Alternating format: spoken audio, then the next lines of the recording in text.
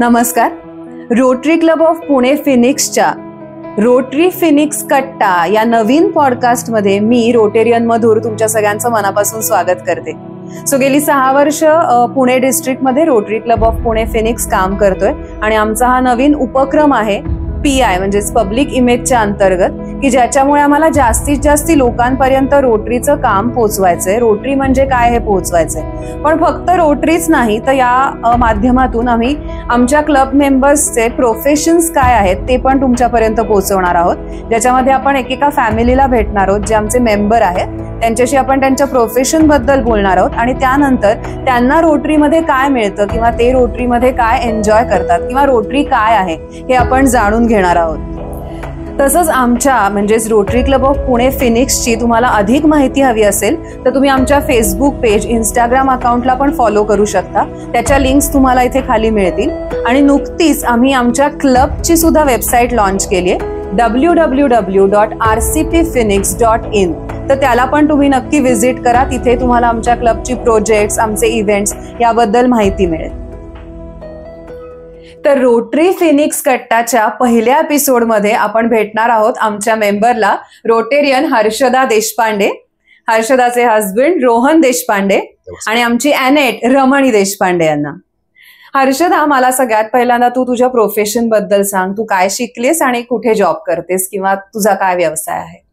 Yes, me by profession engineer आहे. Engineering केले मी electronics मध्ये. बर. आणि मी आता सध्या फ्लेक्स्ट्रॉनिक्स कंपनी आहे हिंजवडीमध्ये, तिथे मी काम करते. आणि मला पूर्ण 18 वर्षाचा अनुभव आहे आता. आणि याच्या अगोदर मी मॅन्युफॅक्चरिंग इंडस्ट्रीज मध्ये काम केलंय वेगवेगळ्या. अच्छा. आणि आता सध्या मी सर्व्हिस इंडस्ट्रीमध्ये काम करते. Very nice. कुठे जातेस तू जॉबला, का तुझा हायब्रिड आहे, ऑनलाईन ऑफलाईन? हायब्रिड आहे. मला अल्टरनेट वीक ऑफिसला जावं लागतं हिंजवडीला. ओके. सो असं सध्या रुटीन चालू आहे. आणि कंपनी कशामध्ये आहे थोडंसं जर सांगू शकलीस?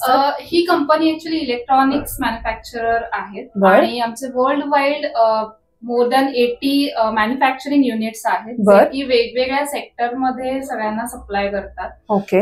त्याच्यामध्ये टेलिकॉम सेक्टर आहे, ऑटोमोटिव्ह सेक्टर आहे, मेडिकल सेक्टर आहे. ओके. सो या सगळ्यामध्ये ही कंपनी आहे. आणि सध्या मी जिथे काम करते तर आम्ही इथून आमच्या मॅन्युफॅक्चरिंग साइट्सला सपोर्ट करतो. ओके. सो इथून माझं सपोर्टचं काम आहे. नाईस. आपण आता रोहनकडे वळूयात. रोहन, तुझं प्रोफेशन काय आहे?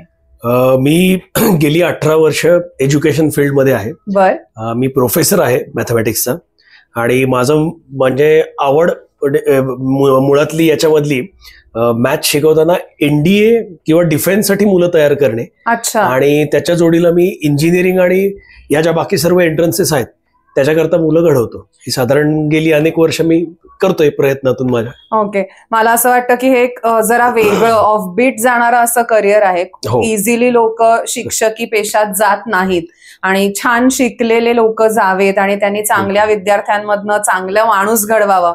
आणि जे काम तू करतोयस, पण मग तुला हे फील्ड चूज करताना अवघड गेलं का? कधी ठरवलंस तू की तुला टीचर व्हायचं आहे? हा, खरं सांगू का, माझं ऍक्च्युअल हे फील्ड मी ठरवलेलंच नव्हतं. कॉलेजच्या काळात मी खूप कष्ट करून भारतीय नौदलासाठी ट्राय केला आणि मी सिलेक्ट झालेलो. अच्छा. मी 3 वर्षांमध्ये कॉलेजच्या बरेचसे महिने हे इंडियन नेव्हीच्या बोटींवर असायचो. आणि मी तो काळ त्या लोकांबरोबर काढलाय. मग 2 वर्ष महाराष्ट्राचा बेस्ट रायफल शूटर होतो, गोल्ड मेडलिस्ट. पुढे मला तो चान्स मिळाला, पण घरच्या काही अडचणींमुळे मी पुढे जाऊ नाही शकलो. त्या काळात माझ्या लक्षात आलं की आपल्याला गणित चांगलं जमतंय. आणि मग त्या चांगल्या जमणाऱ्या गणितानं आयुष्याचंही गणित सोडवलं. अरे वा. आणि मग मी पुढे हळूहळू माझ्या बरोबरच्या मुलांना मॅथमॅटिक्स शिकवायला लागलो. मी SP कॉलेजला ग्रॅज्युएशन केलं त्यावेळेस माझ्या मित्रांना मी शिकवायचो. पुढे करताना असं लक्षात आलं की आता हे आपल्याला अगदी परफेक्ट जमू शकतं आणि आवडतं. करेक्ट. आणि मग मी पुढे MTech केलं, इंडस्ट्रियल मॅथ्स. आणि मग हे बाय प्रोफेशन मला चिकटलं असं म्हणायला हरकत नाही पुढे. मस्त. आणि जमून गेलं. छान. सो या पॉडकास्ट सिरीज साठी पहिलं कुणाला घ्यायचं, कुठल्या मेंबरची निवड करायची? आणि मला सांगायला आवडेल की आत्ताच नुकती आपण सर्वांनी गुरुपौर्णिमा साजरी केली. आपल्या याच्यात गुरुपौर्णिमेला फार महत्व आहे आणि कुठल्याही चांगल्या गोष्टीची सुरुवात आपण गुरुला वंदन करून करतो. आणि आमच्या क्लब मधले हे एक गुरु आहेत की जे अनेक मुलांना घडवतायत. जी खूप चांगली गोष्ट आहे आमच्या क्लबच्या दृष्टीने, म्हणून पहिल्या एपिसोडसाठी आपण यांची निवड केलेली आहे.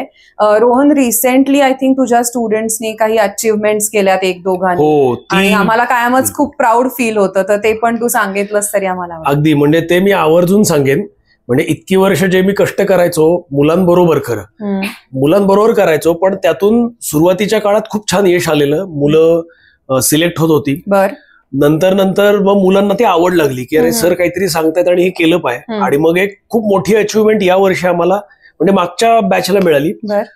माझ्या बॅचची 2 मुलं आहेत जी भारतीय वायुसेनेसाठी फायटर पायलट म्हणून सिलेक्ट झाली एनडीएला.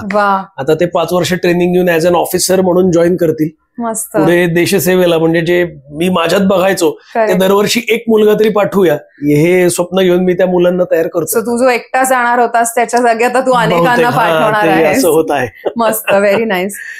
आपण ना रोटरीमध्ये फॅमिली कल्चरला पण खूप इम्पॉर्टन्स देतो, आणि म्हणूनच आपण फक्त एका मेंबरला भेटणार नाही आहोत, तर प्रत्येक पॉडकास्टमध्ये त्या मेंबरच्या फॅमिलीला भेटतो. हर्षदा रोहन यांची मुलगी अॅनेट रमणी, सो रोटरीमध्ये आम्ही मुलांना अॅनेट म्हणतो. सो अॅनेट रमणी देशपांडे ही पण आमची खूप लाडकी पर्सन आहे आमच्या क्लब मधली. आम्ही नुकतीच स्पेनला ट्रिप केली, 1 डे ट्रिप क्लबनी, आणि तिथे रमणी, हर्षदा आणि रोहन आले नव्हते, तर आम्ही रमणीला स्पेशली मिस केलं होतं. तर रमणी, तुला पण रोटरी आवडतं का? खूप जास्त आवडतं. आधी तुम्हाला सांग, तू कुठल्या शाळेत आहेस आणि कितवीला आहेस? मी आता माधव सदाशिव गोळवलकर गुरुजी विद्यालय या शाळेत आहे, आणि मी आता 5वीत आहे. आता तुला रोटरी का आवडतं सांग बरं? कारण तिथे म्हणजे माझ्या वयापासून सगळ्या आजी आजोबांपर्यंत सगळी लोक भेटतात, आणि म्हणजे बाकीच्या म्हणजे माझ्या वयाच्या मुलांबरोबर मला खूप खेळायला मिळतं, आणि बाकीच्या मोठ्या लोकांकडून मला खूप काही गोष्टी शिकायला मिळतात. अरे वा, आणि बऱ्याच गोष्टींची माहिती मिळते. किती छान. तू काय कशात भाग घेतेस? तू स्पर्धांमध्ये घेतेस आपल्या क्लबच्या किंवा कार्यक्रमात, कविता, गाणं? म्हणजे मी दरवर्षी नाही, बऱ्याचदा वर्षी पण ना मी रोटरीच्या एकांकिका स्पर्धेत काम केले होते, आणि तेव्हा आपल्या क्लबला पहिलं बक्षीस मिळालं. Very good. आणि तेव्हा ते करताना मला खूप छान वाटलं ना. खूप मोठ्या लोकांबरोबर काम करायला मिळतं, स्टेजवर जायला मिळतं, लाईट्स, म्युझिक सगळं. सो रमणी खूप सुंदर अभिनय करते, आणि यावर्षी आमची मागच्या वर्षीची जी रंगीत सावली म्हणून एकांकिका होती त्याला पहिलं पारितोषिक रमणीने सांगितलं तसं मिळालं होतं, आणि ती सगळी मध्यवर्ती भूमिका रमणीची होती त्याच्यात, आणि तिला सुद्धा अभिनयाचं पहिलं पारितोषिक मिळालं. सो रमणी ते एन्जॉय करते. हर्षदा, तू काय सांगशील? तू रोटरीमध्ये कशी आलीस? बेसिकली मी रोटरॅक्टर होते. ओके. मला असं वाटतं 2007 ते 2009च्या दरम्यान रादर आम्ही दोघंही रोटरॅक्टर होतो, आणि आम्ही तिथेच भेटलो. रोटरॅक्ट मध्येच, म्हणजे रोटरी मध्येच. आणि तिथे आम्ही जवळपास 3 वर्ष ऍज अ रोटरॅक्टर होतो. वेगवेगळ्या पोस्टवरती आम्ही काम केलं, आणि तिथेच आम्हाला असं जाणवलं की आपल्याला इथे खूप काही शिकायला मिळतंय. म्हणजे तेव्हा तर आम्ही जस्ट कॉलेजमधनं पास आउट झालो होतो, कुठेतरी धडपड चालू होती जॉब करायची किंवा अशी, आणि त्याच्यामध्ये आम्हाला पर्सनॅलिटी डेव्हलपमेंटसाठी खूप मोठा फायदा झाला बिंग इन रोटरॅक्ट. सो हा एक म्हणजे फायदा आहेच, आणि त्यात आम्हाला बरेच मित्रमैत्रिणी असे भेटले की जे आतापर्यंत आमच्या सोबत आहेत, आणि अतिशय घट्ट मैत्री आहे आमची. आणि मग नंतर असं वाटलं की तेच आपण पुढे, मध्ये थोडा गॅप झाला ऑफकोर्स करिअरसाठी, आणि बरोबर आहे. सो रोटरॅक्ट नंतर मग आम्हाला असं वाटलं की का आपण ते कंटिन्यू करायला नको. सो म्हणून आम्ही रोटरीमध्ये पण आता जॉईन झालेलो आहोत, आणि जसे आपले सगळे सिनियर आहेत आपल्या क्लबचे, तर ते गाईड करतातच आहेत वेळेला, आणि त्यांच्या गायडन्स अंडर आम्ही म्हटलं ठीक आहे आपणही रोटरीमध्ये जॉईन होऊयात. सो जसं रोटरॅक्टमध्ये आम्ही खूप शिकलो, तर असं नाहीये की रोटरीमध्ये फक्त त्याच गोष्टी आहेत की फक्त पर्सनॅलिटी डेव्हलपमेंट किंवा आपल्या सगळ्या कल्चरल ऍक्टिव्हिटीज. बरोबर. पण मेन रोटरीचा जो उद्देश आहे की सोशल सर्व्हिस. सो बेसिकली आपण जेव्हा बाहेरून बघतो तेव्हा असं वाटतं की आपल्याला फक्त सोशल सर्व्हिस करायची, म्हणजे कुठेतरी काहीतरी प्रोजेक्ट डोनेट करायचं. पण इथे आल्यानंतर असं कळलं की एवढंच नाहीये, it's a very vast thing, आणि खूप जास्ती गोष्टी करायला मिळतात. आणि सगळ्यात महत्वाचं आपल्याला त्या गोष्टी केल्यानंतर जे मनाला समाधान मिळतं की सोशल सर्व्हिस असेल किंवा वेगवेगळ्या टाईपचे सर्व्हिस प्रोजेक्ट असतील आणि त्याच्याबरोबर बाकी आपल्या सगळ्या गोष्टी ज्या आहेत त्या तर चालूच राहतात. सो त्यासाठी मी जॉईन केलं रोटरी तेव्हा मी चार्टर्ड सेक्रेटरी म्हणून आपल्या क्लबमध्ये मी जॉईन झाले. सो मला सांगायला आवडेल की चार्टर्ड मेंबर असणं ही खूप एक छान अभिमानाची गोष्ट आहे. So that's all for now की माझा प्रवास आहे रोटरीचा. सो जे नॉन रोटेरियन्स फ्रेंड्स बघतात आता हा पॉडकास्ट त्यांच्यासाठी रोटरी जसं म्हणाली हर्षदा आणि आपल्याला माहित पण आहे की एक सामाजिक बांधिलकी घेऊन रोटरी काम करत असतं आणि मग बाकी वेगवेगळ्या विषयात. तर ही सामाजिक बांधिलकी लहानपणापासून मुलांच्यात रुजवावी या दृष्टीने शाळेत सुद्धा आपले क्लब्स असतात, त्यांना इंटरॅक्ट क्लब असं म्हणलं जातं. आणि कॉलेज लेवलला जे आपले क्लब्स असतात त्याला रोटरॅक्ट असं म्हणलं जातं. सो जसं हर्षदाने सांगितलं की हर्षदा आणि रोहन हे रोटरॅक्ट क्लबमध्ये म्हणजे कॉलेज लेवलपासनं रोटरीचा ते एक भाग होते आणि ते त्यांना आवडलं आणि पुन्हा ते सगळे रोटरॅक्टर्सनी एकत्र त्यांना भेटता यावं आणि तशाच पद्धतीने काम करता यावं म्हणून माझ्या मते एक 4-5 जण आमच्या रोटरी क्लब ऑफ पुणे फिनिक्सला जॉईन झालेत जे आधी रोटरॅक्टर्स होते. रोहनला विचारूयात आपण तो रोटरीमध्ये काय एन्जॉय करतो. एक नवीन तुम्हाला आणखीन एक पॉइंट मिळेल याच्यामध्ये. माझ्यासाठी तर रोटरी जॉईन करणं म्हणजे आतमध्ये असलेल्या बऱ्याच गोष्टी बाहेर काढता येतात. करेक्ट. आणि सगळ्यात महत्वाची गोष्ट म्हणजे क्रिकेट जो माझा जीव की प्राण आहे. म्हणजे मी घरात आलो तरी मला क्रिकेटची ज्या दिवशी प्रॅक्टिस असेल त्या दिवशी आम्ही सगळेच मित्र म्हणजे त्यातल्या आपल्या रोटरीमध्ये पण फिनिक्समध्ये आहेत बरेच जण. करेक्ट. आमचं कायम असं होतं की क्रिकेट खेळायचंय ना तर कधीही तयार आहोत आणि ते मला रोटरीमध्ये मिळालं. दुसरी सगळ्यात महत्वाची गोष्ट की रोटरीने मला जॉब न करता बिझनेस करण्याकरता पण छान प्रोत्साहन मिळालं. म्हणजे मी जेव्हा माझा जॉब सोडला मी 10 वर्ष as a head of the department म्हणून काम केलं डॉक्टर कलमाडी शामराव ज्युनियर कॉलेजला. पण एका पॅच नंतर साधारण कोविड नंतर माझ्या असं लक्षात आलं की आपण अजून काहीतरी करू शकतो आणि हे मोटिवेशन मला रोटरीमध्ये मिळालं. फिनिक्स फॅमिलीमध्ये असे असंख्य लोक आहेत ज्यांच्याशी बोलल्यावर माझे थोडे डाऊट्स पण क्लिअर झाले की अरे जॉब सोडलास आणि खरंच तू बिझनेस चालू केला तर काय फोकस कर, काय गोष्टी केल्या पाहिजेत. इव्हन त्याकरता लागणारे सराउंडिंग जे असतं बिझनेसला ते पण एका तुम्हाला क्लबमध्ये रोटरीत मिळतं जे फिनिक्समध्ये मला मिळालं आणि त्याचा फायदा झाला. सो रोटरीमधून मला मिळालेल्या ह्या 2 फार महत्वाच्या गोष्टी आहेत.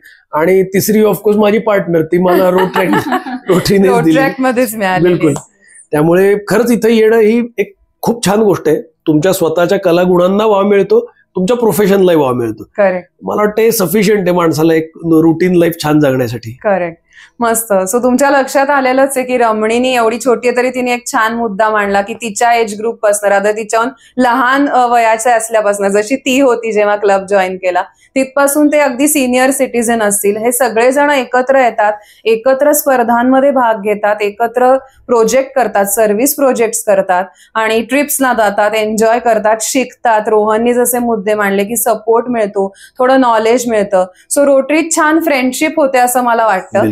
तर अशाच पद्धतीने आम्ही पुढच्या एक पॉडकास्ट मध्ये तुम्हाला भेट करून देणार आहोत आमच्या क्लबच्या मेंबर्सची आणि त्यांच्या फॅमिलीची, त्यांच्या प्रोफेशन बद्दल आणि त्यांना रोटरी बद्दल काय वाटतं हे आपण जाणून घेणार आहोत. तर आजच्या या एपिसोडसाठी थँक्यू हर्षदा, रोहन आणि रमणी.